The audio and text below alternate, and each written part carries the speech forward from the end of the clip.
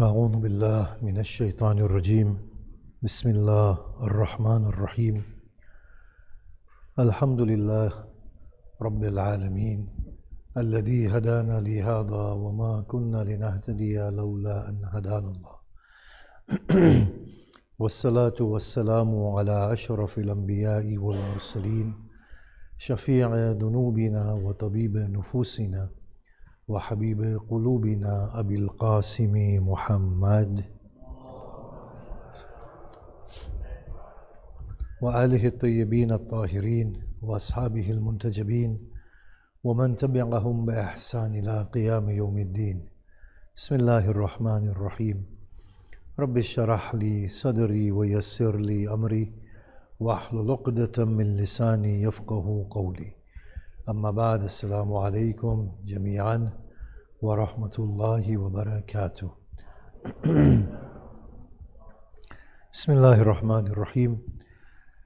We will be discussing the journey of Imam Hussein to surrender, but not exactly the journey of Imam Hussein, but that outstanding feature of Imam Hussein who was being deprived of everything, and yet his stability, steadfastness was growing, his contentment was prevailing upon his being, there was serenity, there was total surrender to God, to the level of feeling pleasure through that suffering, all the suffering culminating in the utmost reception of pleasure within the being of Hussein.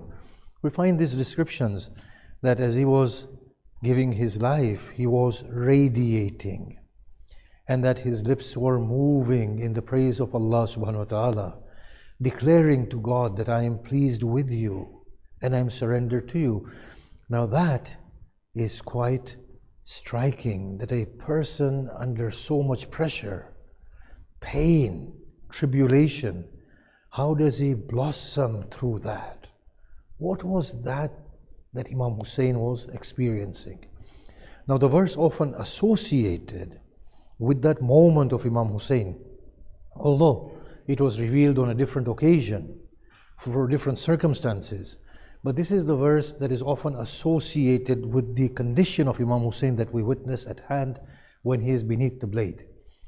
يا أيتها النفس المطمئنة ارجعي إلى ربك راضية مرضية.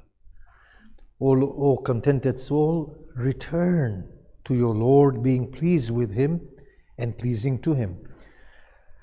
Now here, at the point of surrender, we often associate that verse with the condition of Imam Hussein.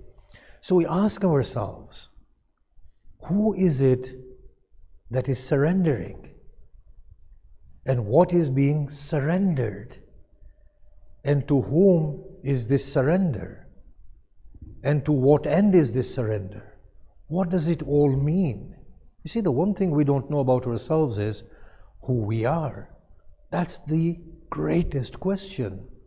It is a question that defies our mind. Who am I? Don't say to me you're Arif or things like that, yeah? It's not a time for jokes. It's a serious conversation. That is one thing we don't know. Who am I? So who is to surrender, and to who are we to surrender, and what are we to surrender? What can be surrendered? Think about it. A question that is filled with question. What am I going to surrender, and who am I going to surrender, and what is mine in the first place to surrender anyway? He is the first and the last, the apparent and the hidden. What can you surrender to Him? And how can you return to the one from whom you've never been separated? How does it all make sense? But there is one thing we do know, and that is what we are not. We always know what we are not. Anything that we can change within ourselves, we know we are not that.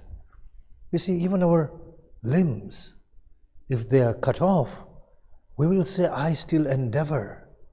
I wasn't the limbs. And at the point of death, the whole body has gone. It's perished. But I will assume that I will be beyond the body. So I know I'm not the body. And everything bodily, similarly, is not me. Am I my religion? But I can change my religion. Am I my status? But they fluctuate. Am I my gender? Well, now we can have reassignment of gender. Am I my memories? But they have faded away whilst I am still within life. Within the folds of life, I've begun to forget. I know what I am not. So if I can begin by surrendering what I am not, then maybe I can arrive at what I may really be. And if I surrender to God, who I assume to be the perfection of the beauty that can be imagined, then maybe by giving away whatever I am not, I may emerge in that beauty that is everything. For at the end of the process of surrendering, I may find that there was nothing of me. Everything was arbitrary. Nothing was what I can call me. Even my dispositions, my inclinations, the very fact that they can be surrendered, the very fact that I can relinquish my hold on my own personality, shows that my personality was not me. So maybe at that core of myself, I am waiting to emerge. A seed asks me, what is my purpose? I look at the seed and tell the seed, your purpose is to stop becoming yourself. Your purpose is to stop being yourself. And once you stop being yourself, a mighty tree will arise from you. And you take pride in being a seedling. Look at how wonderful a seed I am. So beautiful and so perfect. But once you stop being yourself, a tree shall emerge and produce fruits, and tens of thousands of you, O little seed, will be produced by you yourself. So your purpose, O seed, is to surrender. But what is my surrender? The seed asks. Your surrender is to allow yourself to become other than what you are by giving up what you are. So this is the only thing philosophically that comes to mind. That surrender can only mean surrender of what we are not to the one that we specify or set up as the perfection of whatever can be. And once this surrender happens, the nothingness emerges in that brilliance and beauty. But of course, the story needs to go on. And I've got 30 more minutes.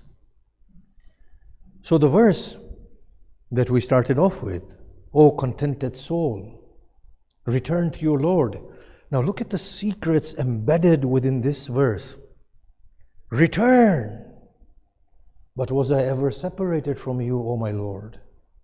How may I return to you when there is no place in which you are not? Ah, it is your inner return, not your outer return. Realize full well that you are never at a distance. Okay. So return to your Lord in a contented state. Now, when does contentment come? Contentment, obviously, it's a state of rest and peace from within. But when do we find peace? When do we find rest? Have you thought of this? After fasting for a lifetime, praying salah throughout the days of our lives, do we still have rest in there? Is there any rest? There is no rest, is there? Look at the way we worry. Look at the anxiety that fills us. Look at the anger and the rage. Look at the competitive nature that we have. How can the soul be at rest? The soul is in dynamism. It's in motion constantly. When do you find rest? The only time the soul finds rest is when the soul is fulfilled, when there is nothing to be sought. What that means is that whatever we are seeking, whatever we have attained, it is nothing. For there is no rest, there is no peace. If it was something, then we would find that rest, wouldn't we? I unsheathe the sword of La ilaha illallah, convert the world to those who prostrate to God. Yet this soul that converts others finds no rest itself. All of it is nothing. There is no rest. There is no peace. The one after the world has no rest, and the one after God has no rest. Can you not see?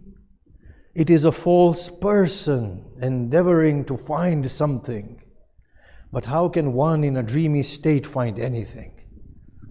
If I own a mansion in my dream, have I owned anything? Think about this carefully. Oh, one at rest, return to your Lord. But being at rest is return, O Lord. Exactly, he says. Then find rest, and that is your return. Being pleased with Him. How phenomenal is this verse? Being pleased with Him.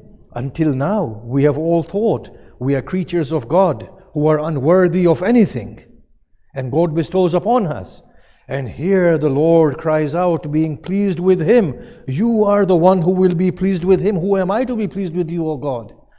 But Hussein cried out beneath the blade, I am pleased with you. What does it mean, being pleased with Him?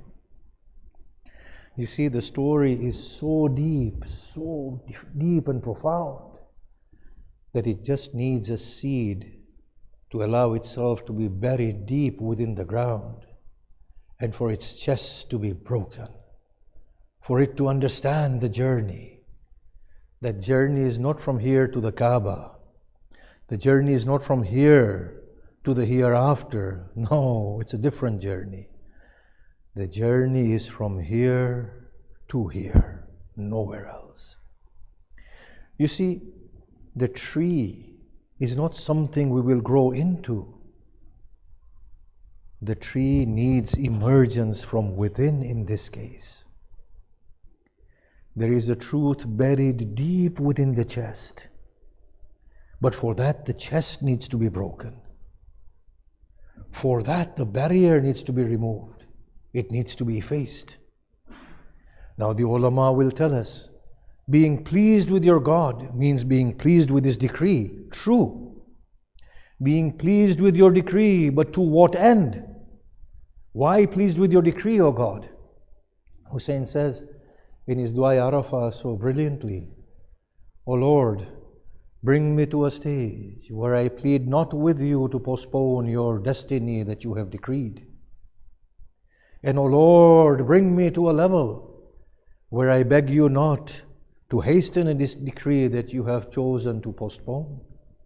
Indeed, come to that stage where we understand that everything that was set by God in this place that we call dunya was very well constructed, was extremely meaningful, had purpose and was filled with purpose and purposeful. But to what end? And pleasing to Him. You see, when you analyze this, being pleased with God means the same as being pleasing to Him. It's one and the same, as we will see. Now imagine this verse, فَادْخُلِي فِي عِبَادِي وَادْخُلِي جَنَّتِي, and enter within my creatures, and enter within my paradise. He is no longer talking about entering within the gardens. He is saying, my paradise. The paradise of Qais cannot be in the palace of Layla. The paradise of Qais is in the presence of Layla, effaced within her. How odd are the children of Adam who want to enter within the paradise of God and not want to meet God Himself. Isn't that odd? We are so alienated, but this alienation is the opportunity. So what is it that we are surrendering? Now we find the answer in another verse, in which God constructs this verse. وَلَنَبْلُوَنَّكُمْ بِشَيْءٍ مِّنَ الْخَوْفِ وَالْجُوعِ وَنَقْصٍ مِّنَ الْأَمْوَالِ وَأَنفُسِ. Indeed, we will test you with the with fear, with loss of wealth, with death. The verse says, give glad tidings to those who are patient and who persevere and who exclaim at times of tests and tribulations, Inna lillah wa inna ilayhi raji'un. We are for Allah and to Allah we return. How striking is this verse, the phraseology. We are not from Allah, we are for Allah. And to Allah we return, not that we will return, we return at present. And look at the context, when something is being taken away from them, when they are tested with fear, they say, but we are for Allah and we return to Allah. What does that gesture? It gestures that this property that has diminished was nothing to do with me. I am for Allah and I am returning to Allah. The people who have died were not mine. I am for Allah and I am returning to Allah. The fear, what will you take away from me? Your own life will be snatched from you, your property will be snatched from you, your freedom will be snatched from you, your prestige. But I am for Allah, and I return to Allah. What does it all mean?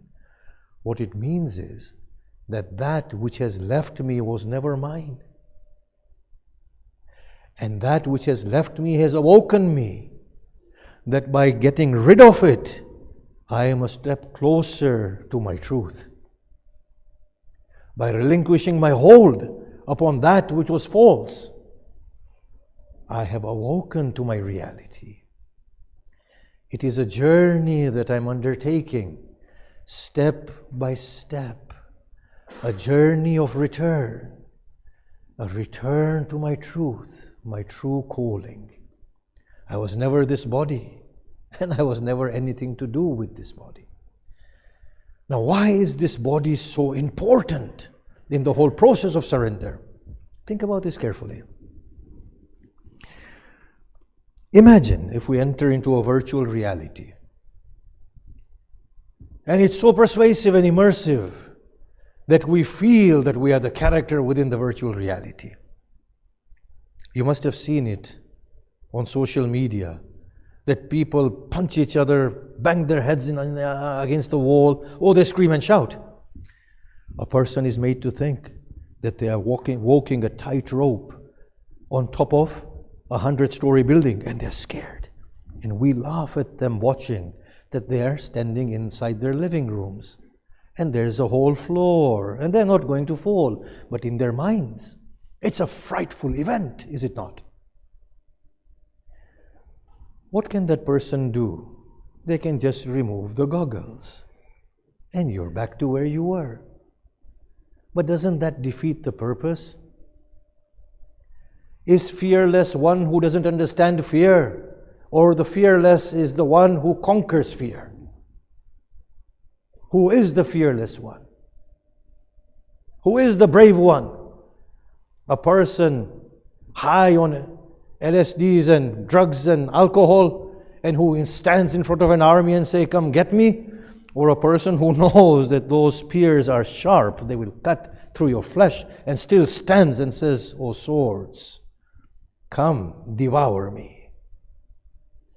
If the deen of Muhammad cannot be saved save by my blood, then oh swords, come devour me. Who is the brave one? Who is the generous one? One who doesn't understand greed because they have no sense of wealth and money? Or one who understands insecurity of wealth and is still able to let go? Who is the more complete? The one who can overcome fear, the one who can overcome greed, the one who can say, Hasbi Allah wa ni'mal wakil, or the one who doesn't understand fear and says, Hasbi Allah wa ni'mal wakil. So you see, the truth is, step back into the virtual reality. Now with us, the case is this. that we haven't stepped into the virtual reality knowingly. We have awoken within a virtual reality. Something happens at the 4th month to a fetus, and suddenly there is a dormant person in there. It is like me and you wearing goggles, but much earlier on in life. It stretches out its hand. Oh, it's obedient to my thought. It cries out. Oh, there's a response from the mother. As soon as it sees, it's indoctrinated within that reality. It's nothing but falsity. There is nothing true about this world. There is nothing true about our existence. Do you not see the similes that the Quran gives? What is the life of this world but a deceptive pleasure of a moment? The parable of this world is the rains that come upon the grounds. It produces its harvest, it produces its plantation, and then they dry and wither away and they're all scattered. There is no permanence, the Quran says. It is as if it wasn't real in the first place. Nothing about you is real here. By you I mean me as well. And that is why the Quran very clearly calls this life Hayatud Dunya. The lowly life, not the real life. You see that verse of the Quran? Today, the veils have been parted from your sight. Today, the veils have been parted, and your sight is as sharp as a blade.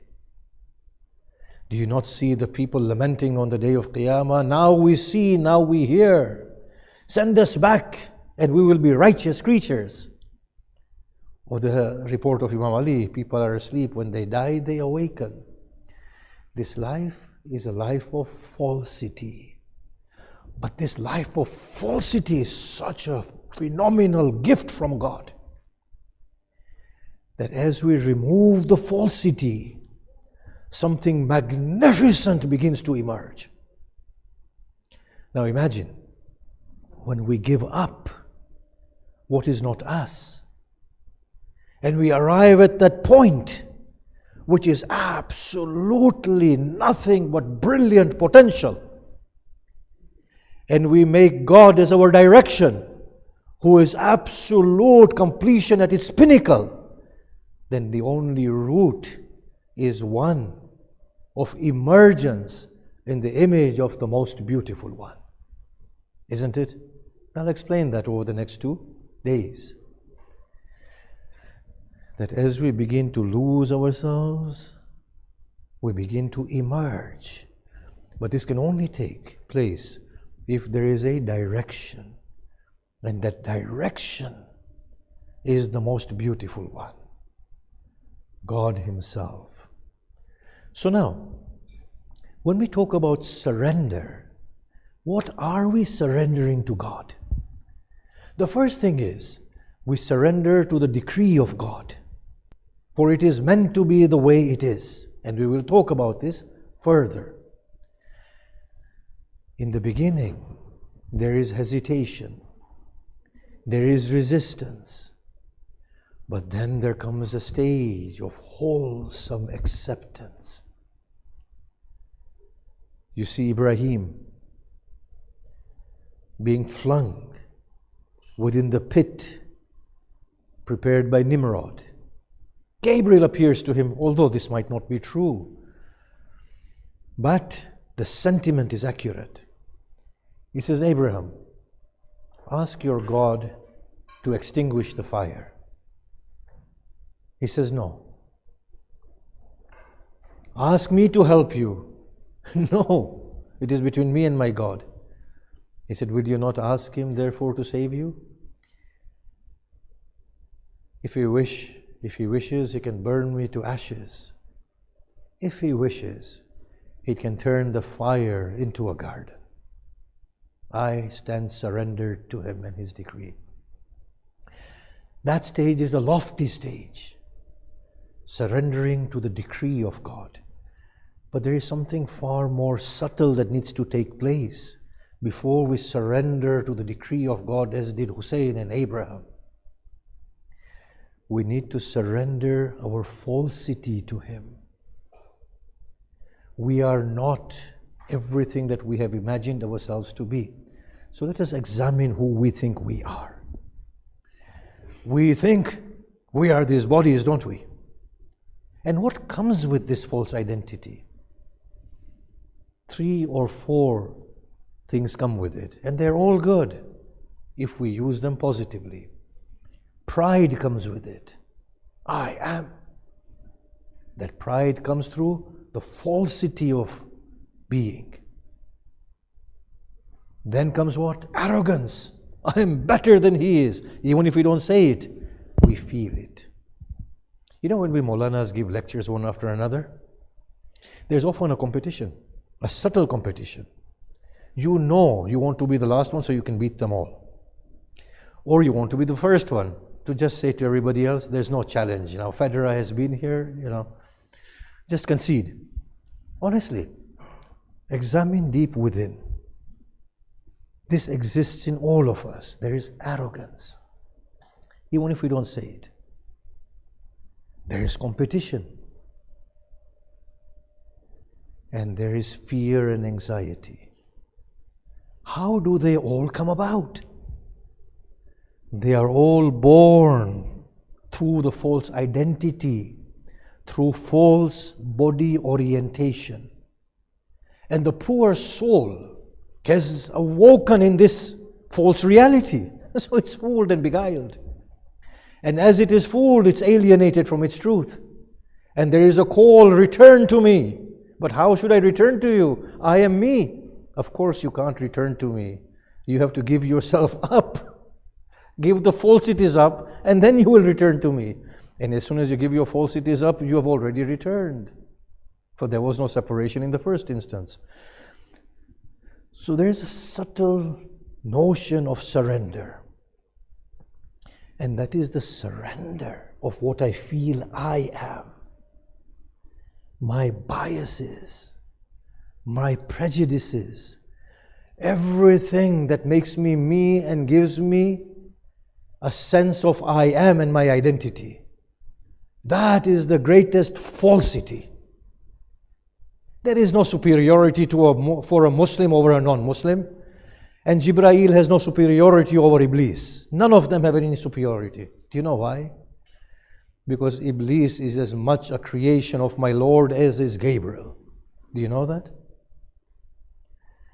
Iblis has as much handiwork of God in his being as Gabriel. He has as much light in him as Gabriel has.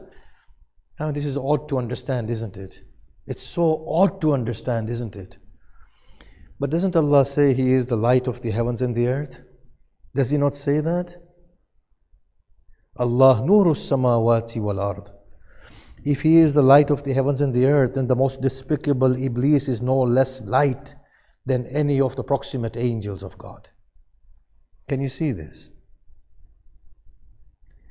Hell is a reflection of His mercy, as is heaven. It is a very different reality to the one we are understanding. So the falsity is this bias, is the I-ness, is the discrimination, is this notion of superiority, is everything that holds me together. Now how can a person who is immersed in this falsity ever reach the beloved?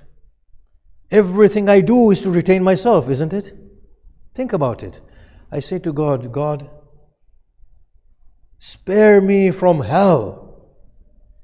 And God says, who are you? And I say, this body, I don't want it to be burnt. And God says, you're already in hell. For that is the hell. Do you not see? God, give me paradise. Who are you? God asks. I'm this, Arif. I want to rejoice. You will never gain paradise. You will only gain bodily pleasures as you have here. For you want to be you. How can you ever meet me? You will meet your bodily pleasures there wherever you think you are going. So the real surrender is of this self. And it is not difficult, trust me. As life progresses, and as God places His tests, as death frequents our doorstep and takes away everyone we love, bit by bit it removes the false sense, the false self, the sense of false self. As people curse us and swear at us, it chips away the pride of the self. As poverty hits us, it takes away the pride of control. Do you know this? The world is designed so beautifully to relieve us of the false self. So what is this surrender? This surrender is actually to remove ourselves from ourselves, to arrive at ourself. And that is the fullness of the self in the beauty and glory of Allah subhanahu wa ta'ala. Now it's easy to say that become charitable and give money, but that is not becoming godly. That is me, Arif, giving charity to feed the ego of Arif to get into paradise. Do you not see that? The act of charity is further alienation. Take guidance to the people. What guidance? You yourself are in the biggest misguidance yourself. How will you guide anybody else? Have you ever thought of that? You yourself don't know what you are. How can you guide anybody else? Just share your journey with everybody. And maybe they can get guided aright, which you haven't managed to. I'm talking about myself. La ilaha illallah, Muhammad Rasulullah. Where is Allah in you? There is the biggest sharik in you, can't you see? You are the other God other than God. You're talking about no God but God. You are the least of God's creatures to talk about that. But look at Hussein. He is tearing. And they say, why? He says, it's the fate of those who put me to death. Why would your heart break at the fate of those who are confined to the falls of hell? Because they are earning hell by putting me to death. I have become a test for them. And his heart breaks for them. In which world did he exist? Look at him. The greatest surrender for today, and I'll finish, my time is elapsing. The greatest surrender for us is to truly introspect deep within ourselves. Whatever we are doing, you see, intellectually we understand that we are not this body and everything, but we are not ready to believe it. We are truly not ready to believe it. I often place a litmus test before myself.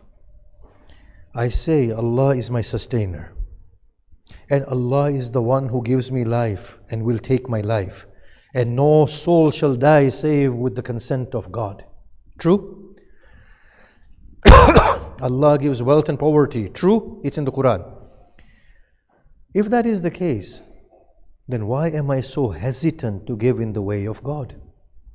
Can you see that? If that is indeed the case, then why am I so fearful of proclaiming the truth, that my sustenance will be severed or my life will be shortened? Can you see this? There is falsity within us, even through religion. Even in religion, we have constructed a God that resembles us.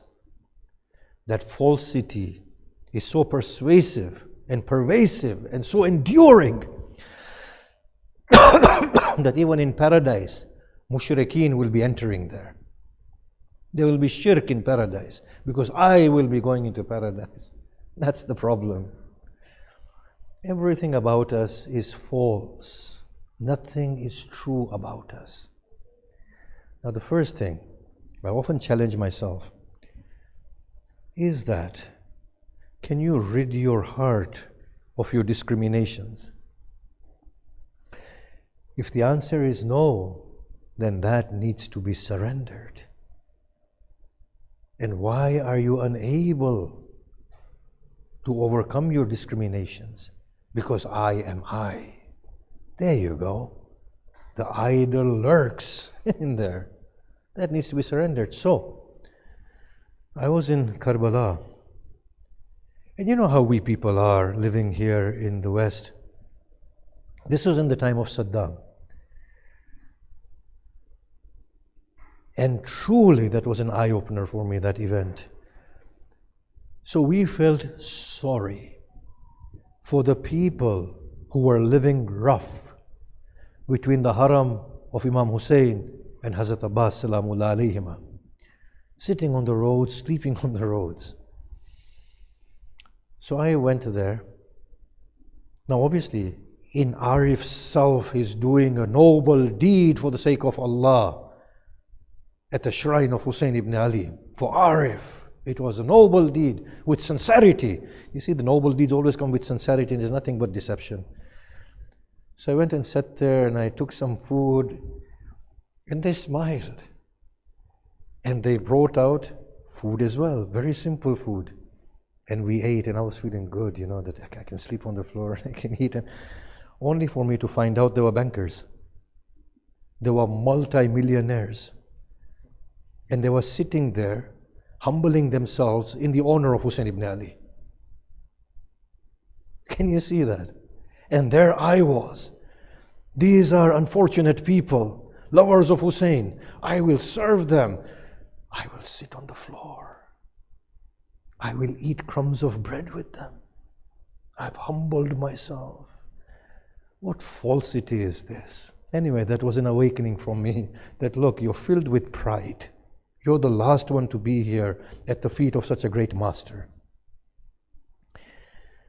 Look at the journey of our Hussein salamullah alayhi.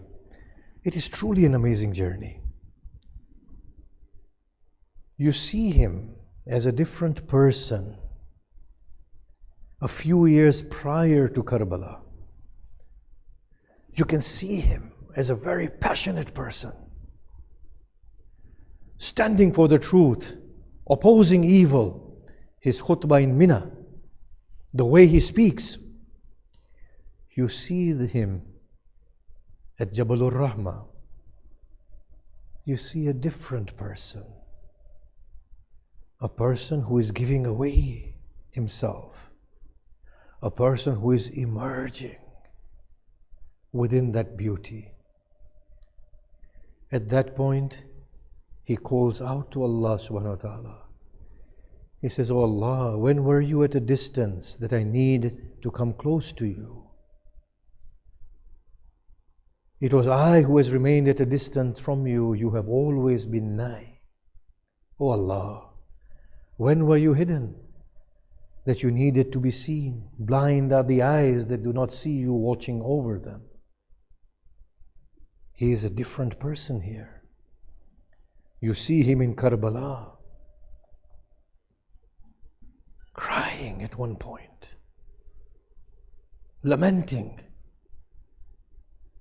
You see him at the body of Akbar, torn, yet he stands, dusts his garments, and says, "O child, by taking you so early, Allah has spared you of the sufferings and the griefs of this world."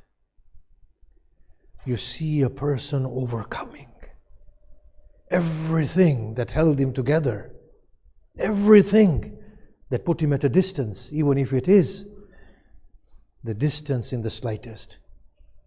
He comes to his Abbas, his backbone. He gives up Abbas, walks away. He trembles holding his baby, puts him to rest, and reascends his steed. But there is a test that Hussein did not know was going to come upon him. And that was the test, and his final test. When a child emerges from the tent, and as he faces the enemy for his final battle,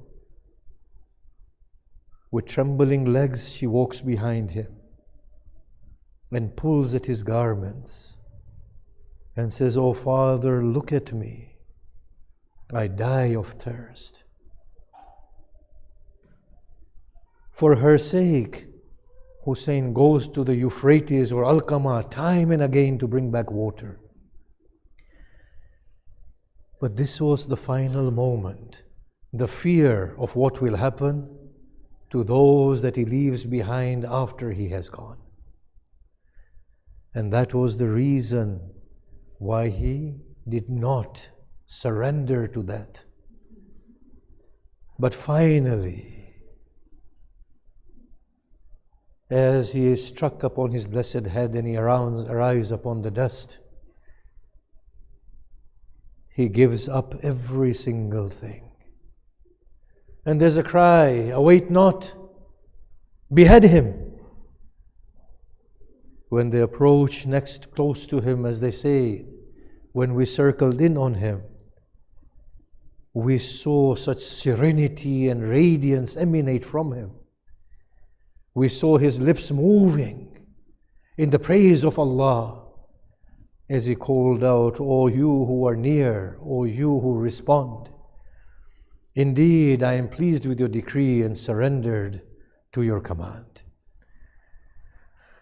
ألا لعنة الله على القوم الظالمين وسيعلم الذين ظلموا أي منقلب ينقلبون